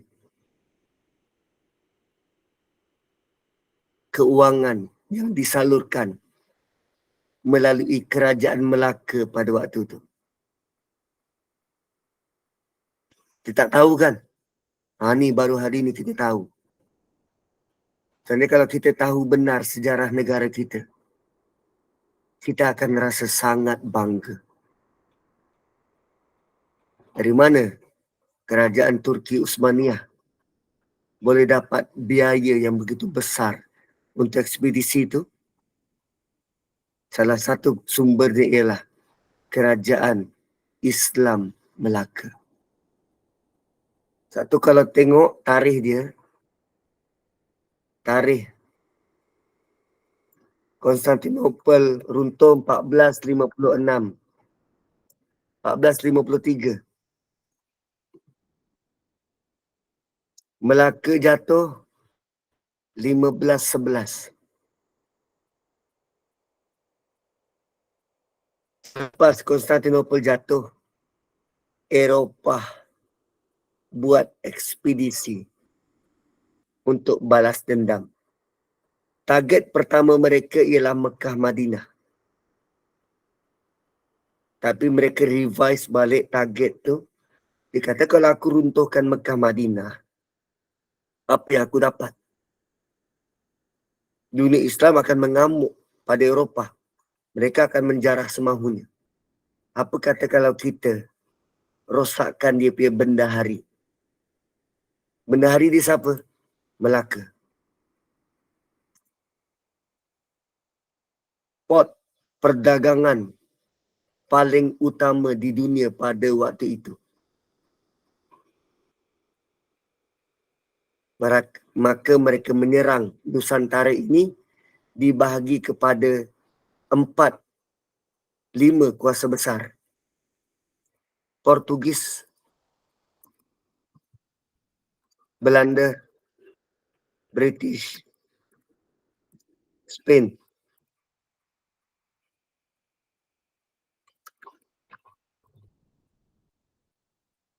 Portugis ke Melaka, Belanda ke Indonesia, Spain ke Filipina. British ambil alih daripada Portugis lepas tu. Semua negara Eropah. Mereka buat ni selepas Konstantinopel jatuh. Dan dalam banyak-banyak tu Spain paling teruk. Dia bukan sekadar jarah hasil negara tu. Dia tukar agama rakyat tempatan. Sampai sekarang Filipina berubah agama daripada Islam kepada Kristian. Dan semua bukti sejarah hilang, dilenyapkan. Sehingga kita, generasi sekarang ni, kita tak tahu tentang sejarah kita. Tak tahu. Tak tahu bahawa kita pernah membantu, menolong tentera Uthmaniyah tu. Tak tahu. Dahsyat. Kenapa Spain begitu marah? Sebab Andalus yang jatuh. Mereka balas dendam. Kerana kita tukar agama negara Spanyol kepada Islam. So dia tukar Filipin dari Islam kepada Kristian. Wow. Ini bukan sekadar kolonialis. Tak. Ini tentang cari hidup dan gaya hidup beragama. So jom kekalkan, pertahankan gaya hidup beragama. Kerana hanya dengannya kita boleh selamat di akhirat. Wallahu a'lam. Ustaz, Ya. kalau ikut sejarah, baru-baru ni ada saya dengar dekat satu YouTube ke apa. Sebenarnya negeri Kedah tu Ustaz kan, ikutkan sejarah keislaman kita tu lebih awal lagi kan Ustaz kan. Tapi dulu dia tak panggil Kedah lah kan. Lepas tu dia cakap kat situ kat negeri Kedah tu sebenarnya menghasilkan satu besi yang sangat-sangat berkualiti, sehingga kan salah satu pedang Rasulullah tu besi dia pun daripada situlah. Mana bila dengar tu kan kita betapa bersyukurnya negara kita ni sampai begitu sekali ada hasil bumi kan, jika kita mengetahui sejarah lah. Dia sebab kita punya negara ni apa nama sangat rapat dengan tanah Arab. Negara kita ni sangat rapat dengan tanah Arab. Dan hubungan dagang yang sudah terjadi sekian lama. Kalau dulu Kedah dipanggil Langkah Suka. Sebelum dijarah oleh, dia di bawah kerajaan Siam, Thailand. Siam dulu kuasa besar. Dan yang mengimbangi kuasa besar Siam ialah Majapahit. Itu sebelum tu lah. Jauh sebelum tu.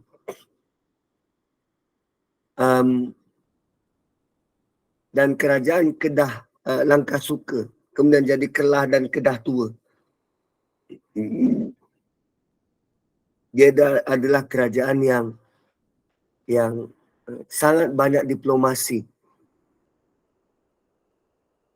sebelum timbulnya Melaka.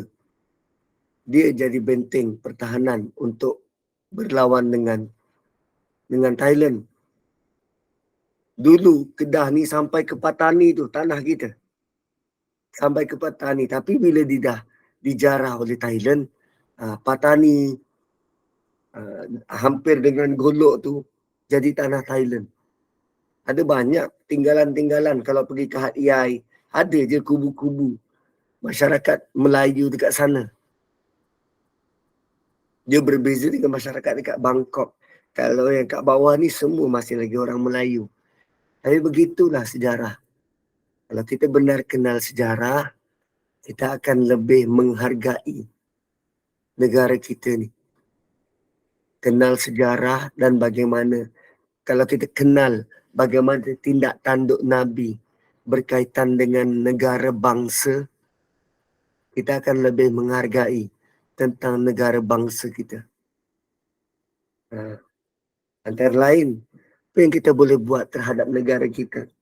Bila lagu negaraku tu berdirilah. Tapi Ustaz, ada pun Quran sebut macam tu Ustaz. Betul, tak ada sebarang ayat Quran yang sebut bila nyanyi lagu negaraku, kau kena berdiri tegak. Betul. Kita pun tidak layan Quran begitu. Tapi berkaitan dengan bacaan Quran, Allah kata apa? Ansitu. Fastami'u wa ansitu. Dengar dan diam. Allah tak suruh tegak berdiri. Bacaan Quran, dengar dan diam. Untuk apa? Untuk penghormatan. Dengar dan diam. So kalau negaraku, itu tentang negara. Tentang negara. Dan dia ada peraturan yang tak tertulis. Tentang negara. Dan Nabi, bila dia bermusafir jauh, bila dia dah nampak dinding-dinding Madinah, dinding rumah Madinah tu, Nabi akan percepatkan perjalanan. Seolah-olah tak sabar-sabar nak sampai Madinah. Itu kecintaan Nabi pada Madinah. Kalau Nabi boleh cinta Madinah, takkan kita tak boleh tunjuk cinta kita pada negara. Cinta negara ni sunnah. Sebab di situ ada kedaulatan. Nabi dulu jaga sungguh kedaulatan Madinah. Kenapa kita tak nak jaga kedaulatan negara kita? Dan ada desas-desus yang kata tentang sistem yang baru ini sebenarnya nak buat pemutihan.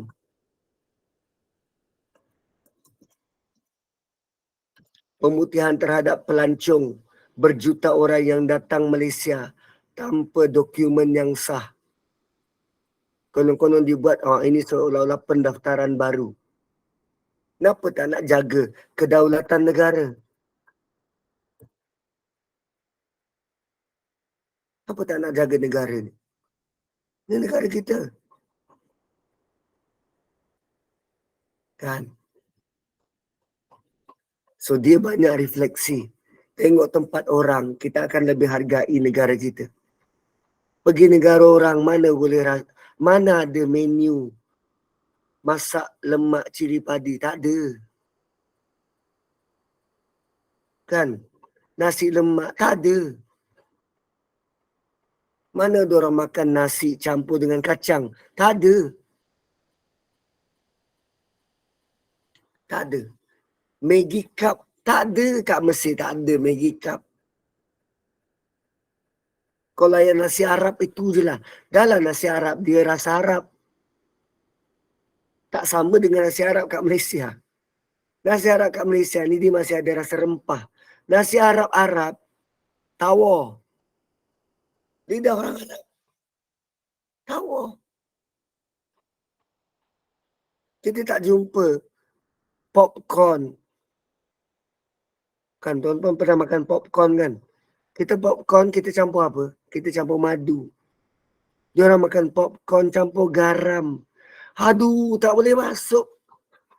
Tak match. Macam mana popcorn campur garam? Tak kena tekak. Kerepek pisang ada tak Ustaz? Tak ada. Pisang mana?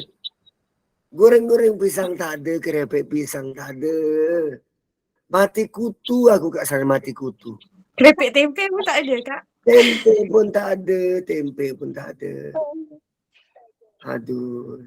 Ikan goreng je Ustaz, ikan goreng. Dia punya variasinya tu banyak. Tapi langsung tak sama dengan kita. Kita kalau pindah ke sana, katalah pindah ke sana. Boleh buat tu goreng-goreng pisang. Rasa kalau goreng selipar dijual, mak laku tu. Celup je. Selipar celup tepung pun laku. Aduh. Dahsyat Ustaz lah. nak tanya sikit. Pasal Ustaz cakap museum Sultan Muhammad Al-Fatih tu. Tariklah saya suka lah. Kat mana Ustaz eh? Dia dekat stesen Top Kapi. Kat mana tu? Pergilah dekat ni, Turki. Dia dekat Istanbul. Turki. Istanbul. Naik tram pergi ke stesen Top Kapi. Dia ada Al-Fatih Museum. Ustaz, InsyaAllah. kata Profesor Dr. Sodehah yang kita punya Profesor Sejarah Malaysia tu, dia kata besi yang digunakan oleh siapa Zulkarnain yang memagarkan Ya'juj Ma'juj tu, besi tu digunakan daripada negeri Kedah punya besi. Betul ke Ustaz? Sebab Itu yang waktu saya dengar, tu, sejarah waktu dia. tu yang pengeluar bersih terbesar ialah Kedah. Itu kata bila Pengeluar besi mungkin dia kata ternama. digunakan untuk memagar Ya'juj Ma'juj tu. Masya Allah. Tak mustahil. Itulah. Itu sejarah lah yang doktor tu cakap, Profesor Sulehah Mansur tu. Cuma bila Zulkarnain kata Atuni Zubarul Hadid, kumpulkan besi buat aku. Kerana sangat banyak besi yang dia nak buat, maka dia perlu ekspor dari luar. So, pengimport besi terkemuka waktu tu Kedah. Jadi diimport besi tu dari Kedah. Boleh jadi. Dan ada kemungkinan juga pedang Nabi. Cuma sebab bila manusia ini, dia nak surat beranak. Dia nak surat beranak. So, apa kaitan besi pedang Nabi dengan Kedah? Waktu tu negara Arab dapat besi dari mana? Kalau bukan daripada import ekspor. Kita belum tahu tentang perlombongan kecuali dari Kedah.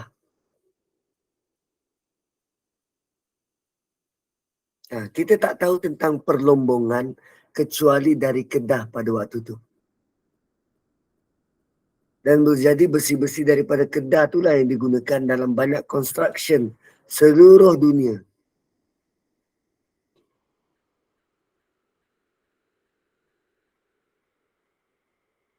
Kan?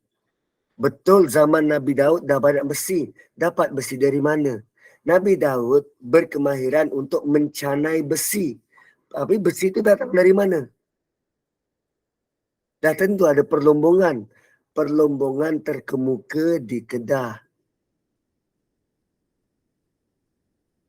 Dan hasil lombong dekat Kedah itulah maka orang belajar buka lombong tempat lain. Tu usia perlombongan dekat Kedah tua tu sangat lama. Lepas lombong dekat Kedah, kita ada biji timah. Biji timah kat mana?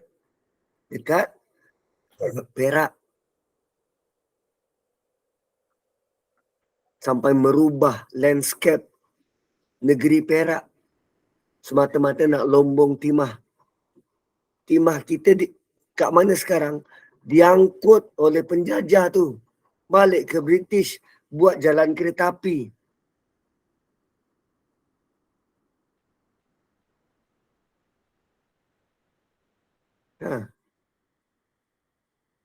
Itu sejarah-sejarahnya.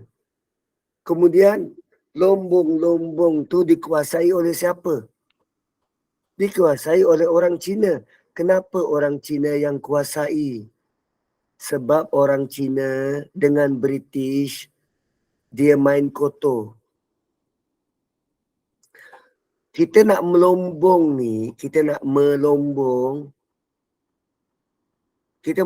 kat mana? Atas tanah ke, atas air ke, atas udara? Kita melombong atas tanah.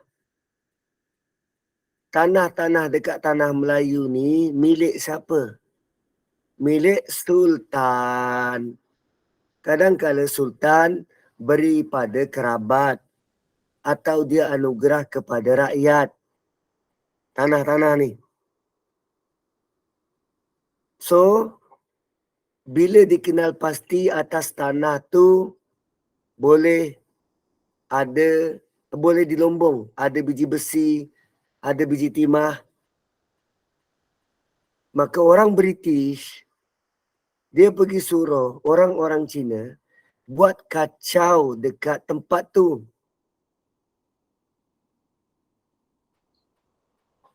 Langgar undang-undang. Buat rusuhan dekat situ. Jadi bila tempat tu jadi kacau bilau, British datang. Konon-konon jadi polis. Hai orang Melayu, kau tak tahu nak perintah lah kat sini. Tengok kau perintah orang lain buat kacau bilau.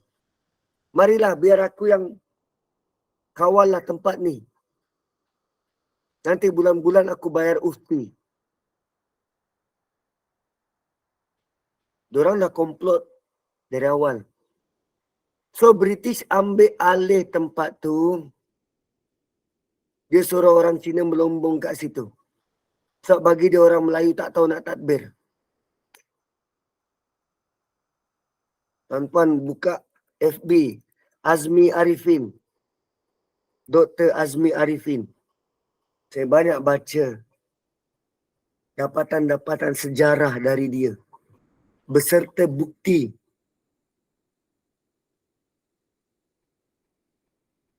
Satu lombong-lombong dikuasai oleh Cina. So, ada komplot dengan British nak menyahkan orang Melayu. Sampai sekarang, tanah-tanah dekat Perak, siapa yang kuasai? Cina. Semua sebab British. Dan kita masih lagi bangga guna nama British dalam kebanyakan tanah. dekat Malaysia. Butterworth nama British.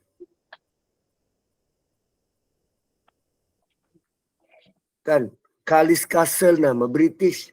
Famosa nama Portugis. Malah kita bangga guna nama-nama tu. Konon-konon hype. Berbanggalah dengan sejarah. Dapatkan sejarah yang betul. Baru kita tahu. Oh begitu. Kan? Wallahu a'lam. Alhamdulillah, jazakallahu khairan katsira buat Al-Fadhil Ustaz Muhammad Nazim Mustaqim atas perkongsian ilmu dan sesi tadabbur yang mengesankan hati jiwa. Dan semoga Allah pilih untuk kita mendapatkan kefahaman ilmu yang dapat kita raih daripada pengajian tadabbur kita pada pagi ini. Jazakumullahu khairan jazak buat semua para hadirin pecinta ilmu dan tidak dilupakan juga kepada Ibunda Rosniati dan juga tim pengurusan Gema Nur Iman yang menjadi asbab pertemuan kita pada pagi ini di Taman-Taman Syurga. Semoga Allah berkati majlis ini pada pagi ini dan kita terpilih lagi untuk mengimarahkan kuliah asar pada petang nanti bersama Al-Fadhil Imam Farid Syari dalam pengajian berkitab iaitu Al-Wafi Syarah Hadis 40 Imam Nawawi pada 5:30 petang insyaAllah. Saya Adi Irma binti Sukir, moderator bertugas mewakili pihak pengurusan Gema Nur Iman memohon maaf atas khilaf dan kelemahan dari pihak kami dalam menguruskan majlis ilmu di platform online ini. Bagi menangguhkan majlis yang penuh barakah ini, insyaAllah saya ingin memohon jasa baik Al-Fadhil Ustaz untuk membacakan tasbih kafarah dan surah Al-As. Dengan ini saya akhiri bicara dengan lafaz mulia wabillahi taufiq wal hidayah. Assalamualaikum warahmatullahi wabarakatuh. Silakan Ustaz. Subhanakallahumma bihamdik. Nashhadu an la ilaha illa anta wa nastaghfiruka wa natubu ilaik. Wal asri innal insana lafi khusr illa alladhina amanu wa amilus salihat. Tawasaw bil haqqi wa tawasaw bis sabr. Assalamualaikum warahmatullahi wabarakatuh. Terima kasih semua.